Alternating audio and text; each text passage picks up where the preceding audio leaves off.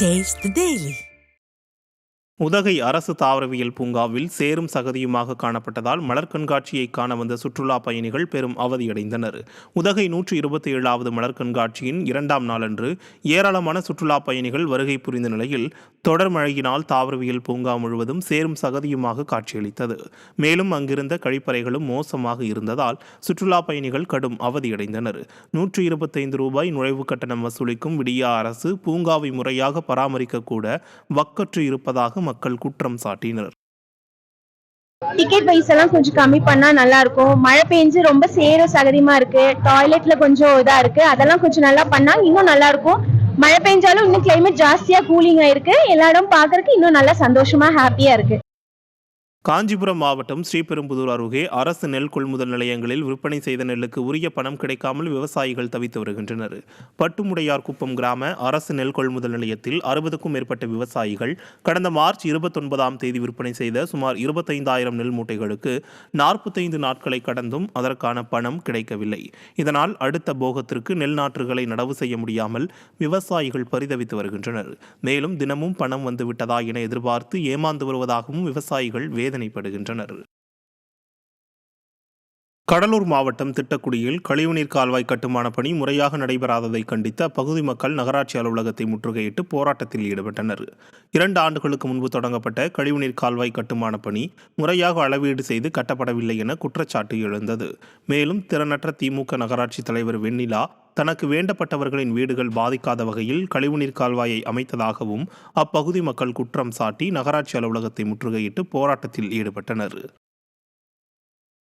கடலூர் மாவட்டம் காட்டுமன்னார் கோவில் அருகேயுள்ள பெருமாள் கோயிலை முறையாக புதுப்பிக்க விடிய அரசை பக்தர்கள் வலியுறுத்தியுள்ளனர். வானமாதேவி கிராமத்தில் உள்ள பழமை வாய்ந்த பேசும் பெருமாள் கோவில் புனரமைப்பு பணிகள் தற்போது துவங்கியுள்ளது. இந்நிலையில் கோயில் கும்பாபிஷேகத்திற்காக ஒதுக்கப்பட்ட பல லட்சம் ரூபாயை முழுமையாக செலவு செய்து புனரமைப்பு பணிகளை முறையாக மேற்கொள்ள பக்தர்கள் வலியுறுத்தியுள்ளனர். மேலும் கும்பாபிஷேகத்தை விரைந்து நடத்திடவும் அதன் பிறகும் திருக்கோயிலை முறையாக பராமரித்திடவும் விடிய அரசை அறிவுறுத்தியுள்ளனர்.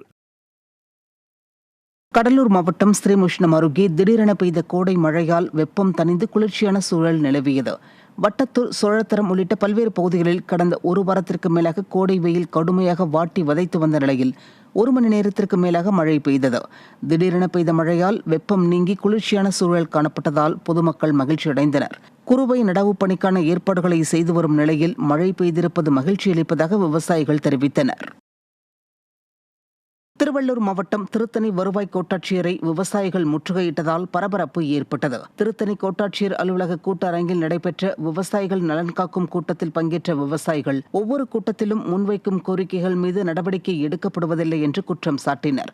மேலும் காட்டுப்பன்றிகளை கட்டுப்படுத்த வேண்டும், அவற்றால் ஏற்படும் சேதத்திற்கு உரிய இழப்பீடு வழங்க வேண்டும் என்பன உள்ளிட்ட பல்வேறு கோரிக்கைகளை வலியுறுத்தி மனு அளித்து கோட்டாட்சியரை முற்றுகையிட்டதோடு திமுக அரசிற்கு எதிராக முழக்கங்களையும் எழுப்பினர்.